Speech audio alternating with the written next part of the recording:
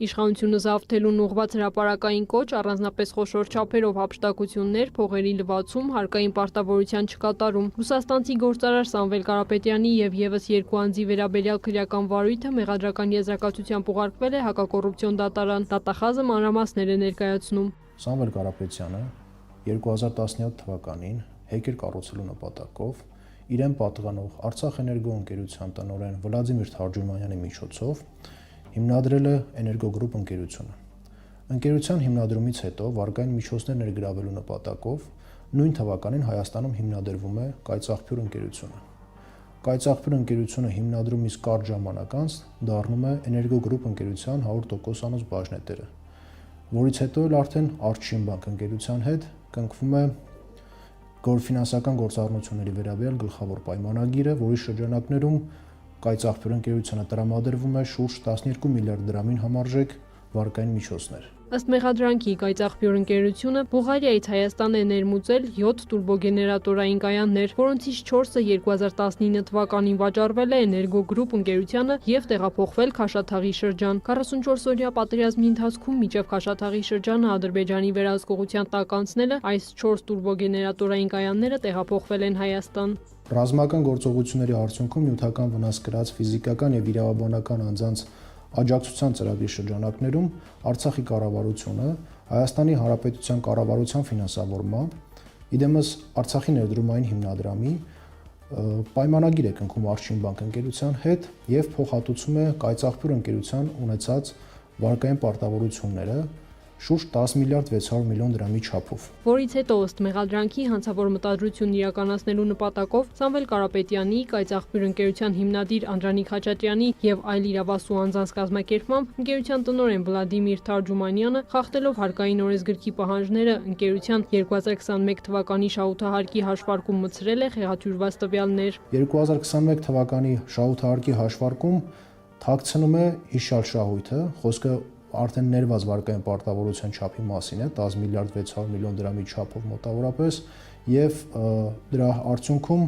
խուսափում է շուրջ 1 միլիարդ 800 միլիոն դրամի չափով հարկային պարտավորությունների կատարումից։ Հաջորդ դրվագով Սամվել Կարապետյանը առանձնապես խոշոր չափերով հափշտակություն կատարելու, այդ եղանակով խոշոր չափերով փողերի լվացման դիտավորությամբ ըստ մեղադրանքի Վլադիմիր Թարջումանյանի, Անդրանիկ Խաչատրյանի հետ նախնական համաձայնությամբ Կայծաղբյուր ընկերության, Արտշինբանկ ընկերության նկատմամբ ունեցած դեռևս չմարված վարկային պարտավորություններն ամբողջ չափով ներման համար Արտշինբանկ ընկերությունից եւ Արցախ ներդրումային հիմնադրամից թաքցրել են վարկային միջոցներով ձեռք բերված տուրբոգեներատորային կայանները։ Արդյունքում շուրջ 6 միլիարդ 500 միլիոն դրամի չափով վարկային պարտավորություն մարելու փոխարեն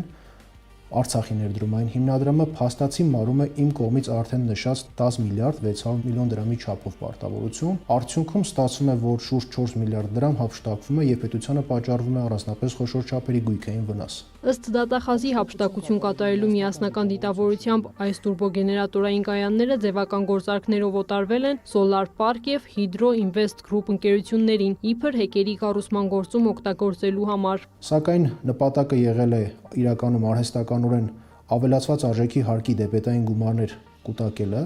որը հետագայում արդեն պետական եկամուտների կոմիտե ներկայացված դիմումների հիման վրա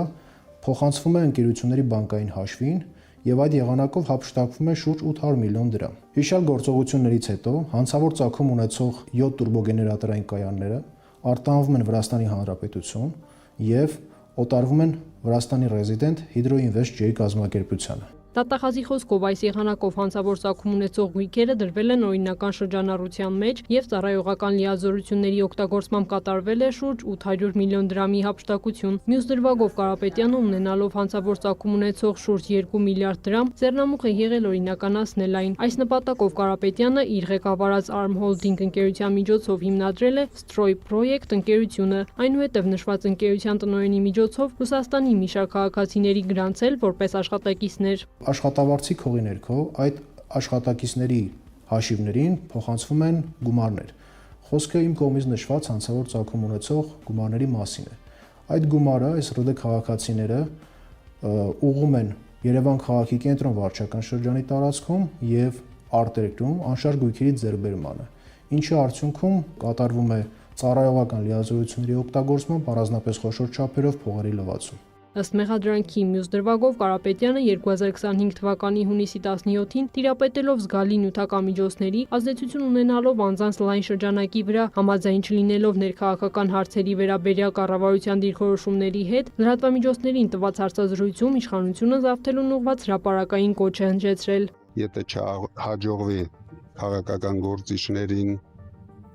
ուրեմն մենք էլ մեր ձևով ենք մասնակցելու այդ ամեն ինչին։ Սամվել Կարապետյանի պաշտպան Արամ Վարդևանյանը լուրերի հետ զրույցում մեղադրանքը ակնհայտ քաղաքական հետապնդում որակեց։ Նա նշեց, որ միջնորդել են դադարեցնել քրեական հետապնդումը, սակայն քննիչից եւ դատախազից առանց պատճառաբանության մերժման որոշումներ են ստացել։ Այսպիսով Սամվել Կարապետյանը մեղադրվում է առանձնապես խոշոր չափերով հարկեր վճարելուց խուսափելու, իշխանական կամ ծառայողական լիազորությունները կամ դրանցով պայմանավորված ազդեցությունն օգտագործելով խարդախությամբ առանձնապես խոշոր չափերով գույք հափշտակելու, առանձնապես խոշոր չափերով փողերի լվացման, իրավաբանական անձ օգտագործելու միջոցով ապօրինի գործունեություն իրականացնելու, ինչպես նաև իշխանությունը զավթելուն, սահմանադրական կարգը բռնի տապալելուն ուղղված հրապարակային կոչ հնչեցնելու համար։ Կարապետյանի նկատմամբ որպես խափանման միջոց կիրառվել է տնային կալանքը, գրավը եւ բացակայելու արգելքը, իսկ Անդրանիկ Խաչատրյանի եւ Վլադիմիր Թարջումանյանի նկատմամբ բացակայելու արգելքը, գրավը եւ վարչական հսկողությունը։